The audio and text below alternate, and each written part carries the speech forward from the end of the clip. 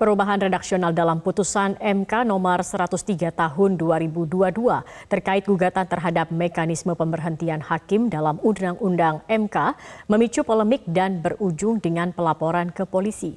9 hakim konstitusi, 1 orang panitera dan seorang panitera pengganti dilaporkan ke polisi. Untuk menyelidiki persoalan itu, MK juga sudah membentuk majelis kehormatan. Apakah semata hanya kesalahan teknis atau ada pemalsuan putusan dalam kasus ini? Untuk membahasnya lebih jauh kami sudah tersambung bersama dengan Khairul Huda, pakar hukum pidana dari Universitas Muhammadiyah Jakarta. Selamat sore Pak Khairul. Pak Khairul, ada 9 hakim konstitusi yang dilaporkan ke polisi atas dugaan pemalsuan putusan. Bagaimana Anda melihat hal ini?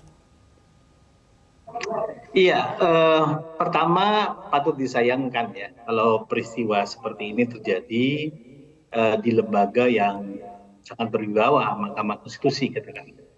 Pertama itu. Yang kedua, sebenarnya kalau kita kembali ke definisinya, putusan pengadilan itu adalah pernyataan hakim yang diucapkan dalam sidang yang terbuka untuk umum. Putusan MK juga putusan pengadilan, maka dia merupakan pernyataan hakim yang dibacakan di sidang terbuka untuk umum. Pernyataan hakim itu sebenarnya bentuknya tertulis. Jadi sebenarnya yang patut dicari penjelasannya adalah dalam bentuk yang tertulis yang dibacakan oleh Hakim Konstitusi Saldi Isra itu tertulis seperti apa? Apakah dengan demikian, apa ke depan, kan gitu. Ini yang pertama kali perlu dicari, sehingga kemudian apakah perubahan ini merupakan perubahan hakikat dari isi seluruh putusan atau perubahan yang sifatnya redaksional belaka. Tentu untuk bisa mengetahui hal itu perlu dilakukan langkah-langkah penyelidikan dan penyidikan. Ya.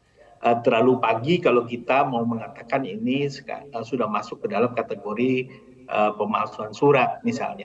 Tetapi juga terlalu cepat kalau kita mau menyatakan ini sekedar pelanggaran etik.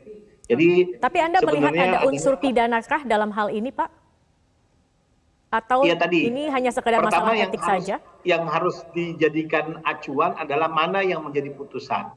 Apakah yang dipegang oleh Saldi Isra ketika dibacakan atau apa yang dimuat di dalam website? Kan begitu. Itu yang mana yang putusan? Yang kemudian ini berpengaruh kepada penilaian mana yang katakanlah asli, mana yang kemudian yang sudah dirubah. Dan gitu. Makanya kemudian bagi saya yang paling penting pertama-tama adalah untuk mengetahui apakah yang dibacakan oleh Hakim Konstitusi Saldi Isra itu tertulis dengan demikian atau tertulis ke depan misalnya. Sehingga kemudian bisa dibandingkan dengan apa yang termuat di dalam website yang di dalam putusan yang ada dalam website maupun risalah sidang yang ada di dalam website MK. Sehingga kemudian kita bisa menilai tentang aspek apakah ini pemalsuan, apakah ini sekedar pelanggaran Pak Khairul, kalau Anda melihat dengan demikian kemudian ke depan, ini apakah pengaruhnya cukup besar dalam sebuah surat putusan? Pengaruhnya sangat besar, tapi kalau sifat dari putusan MK itu kan memang bersifat prospektif ya. Setiap putusan termasuk putusan MK itu bersifat prospektif. Karena ini berkenaan dengan pengujian undang-undang, maka hasil pengujian undang-undang yang dilakukan oleh MK di sini hanya berlaku ke depan. Dia sebenarnya tidak bisa diterapkan terhadap peristiwa yang sudah terjadi. In kasu terkait dengan pemberhentian Hakim Konstitusi Aswanto, katakanlah seperti itu, sebenarnya tidak bisa lagi dinilai terkait dengan hasil pengujian undang-undang dimaksud berdasarkan putusan MK tersebut. Karena putusan ini hanya berlaku ke depan. Nah, oleh karena itu ini berpengaruh terhadap tadi istilah dengan demikian dengan istilah ke depan. Apakah dengan ini MK bermaksud untuk menegaskan tindakan DPR terkait dengan pemberhentian Hakim Konstitusi Aswanto? Ini sehubungan dengan kata demikian. Atau Artinya harus justru dicari tahu MK ingin mana yang menegaskan tentang benar begitu ya.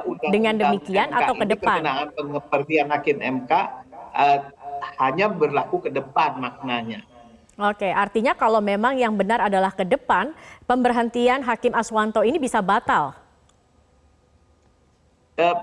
Justru seperti saya katakan tadi, putusan MK ini kan menguji undang-undang terhadap undang-undang dasar.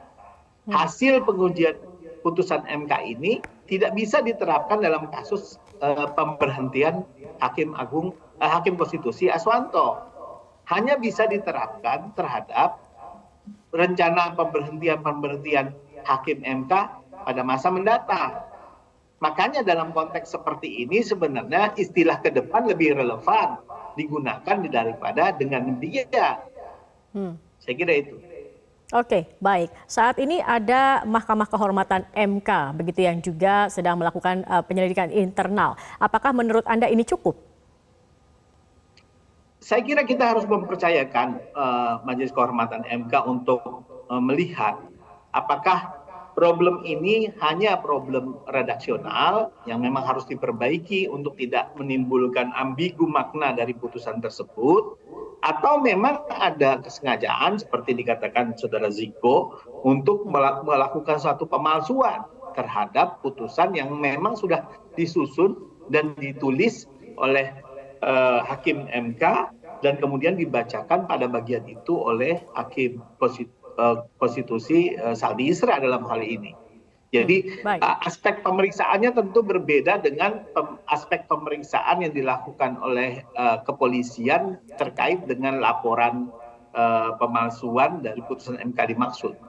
Baik, Pak, artinya kalau memang ada ketidaksengajaan, bagaimana ke depannya kredibilitas MK ini bisa menjadi dipertanyakan, dan haruskah ada sanksi juga jika memang ada ketidaksengajaan ini? Saya pikir bukan ketidaksengajaan ya. Kalau perubahan seperti itu yang mempunyai makna signifikan seperti itu pasti dilakukan dengan sengaja. Cuma persoalannya adalah apakah putusan MK yang sudah diketik, yang dibacakan oleh Hakim Konstitusi Saldi Isra tadi, itu seharusnya tertulis ke depan, atau memang yang benar adalah tertulis dengan demikian, kan begitu. Baik, ini yang menjadi pangkal tolak persoalan gitu. Kalau seharusnya yang ditulis adalah ke depan, berarti ini ada kesalahan redaksional.